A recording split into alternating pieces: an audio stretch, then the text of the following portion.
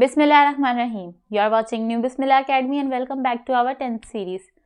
Today we are going to learn the new sentence which is simple future tense. आज हम simple future tense को start करेंगे अपने, यानी कि future tense की starting है हमारी. तो देख लेते हैं कि simple future tense basically होता क्या है.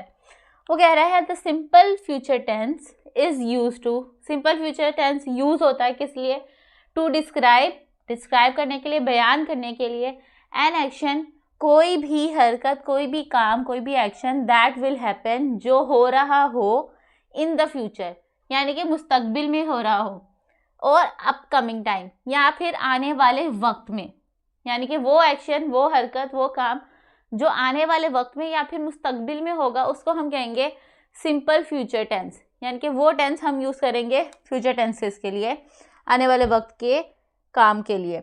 एग्जाम्पल देख लेते हैं. वो कह रहा है I will call you tomorrow, मैं तुम्हें कल फ़ोन करूँगा, यानी कि उसने बता दिया कि वो कल फ़ोन करेगा आने वाले वक्त में, यानी कि मुस्तकबिल में.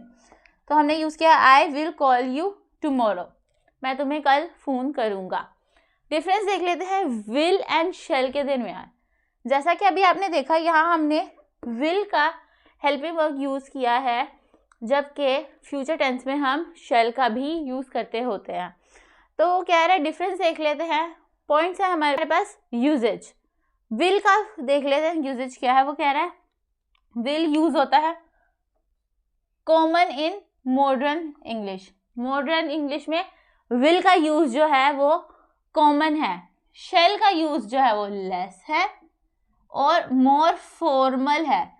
फॉर्मल है यानी कि तो हम अपने कैजुअल वे में उससे बात नहीं करते, हम उनके साथ एक लिहाज, एक रस्मी सा जो होता है हमारा वो होता है, इसलिए हम उनको फॉर्मली वो करते हैं टॉक. तो वो कह रहा है फॉर्मल होता है मोर शेल, यानी कि शेल का यूजेज जहाँ पे फॉर्मल टॉक हो वहाँ हम यूज़ करते हैं. कह रहा सब्जेक्ट्स क्या है, जैसे आई, वी, दे के साथ कब विल और कब शेल इस्तेमाल होगा. वो कह रहा है विल जो है वो यूज़ हो जाता है with all subjects. All subjects के साथ विल यूज़ हो जाता है, जबकि शेल यूज़ होता है मेनली विद आई और वी. आई या फिर वी के साथ हम मेनली यूज़ करते हैं shall. I shall, we shall. Purpose क्या है विल और शेल का. वो कह रहा है विल जो है वो फ्यूचर एक्शंस, प्रेडिक्शन यानी कि वो बात जो होने वाली हो उसके बारे में हम अंदाज़ा लगा रहे होते हैं. प्रोमिसेस, वादे, यानी कि मैं ये वादा पूरा करूँगा, ये मैं काम करूँगा, जिसमें हम वादा कर रहे होते हैं किसी बात में, उन सब में हम विल यूज़ करते हैं. शेल यूज़ होता है ऑफर्स में, किसी कोई मदद कराने की ऑफ़र कर रहे हैं आप, या कुछ सजेशंस में, यानी कि उनको रिकमेंड कर रहे हैं कोई चीज़ या कुछ. और फॉर्मल फ्यूचर में, यानी कि फॉर्मल फ्यूचर में रस्मी मुस्तकबिल है अगर, तो उसमें हम शेल इस्तेमाल करते हैं. एग्जाम्पल देख लेते हैं. विल की एग्जाम्पल है आई विल कॉल यू, मैं तुम्हें कॉल करूँगा. शेल की है I shall call you tomorrow, मैं तुम्हें कल कॉल करूँगा. क्वेश्चन फॉर्म देख लेते हैं. रेयर फॉर ऑफर्स और सजेशंस. विल जो है वो क्वेश्चन, सजेशंस और ऑफर के लिए बहुत रेयरली, बहुत कम, इक्का दुक्का जगह पे इस्तेमाल होता है, तो हम इसलिए विल को क्वेश्चन फॉर्म में नहीं देख पाते, रेयरली होता है. शेल जो है उसका है question form shall I help you, क्या मैं आपकी मदद कर सकता हूँ.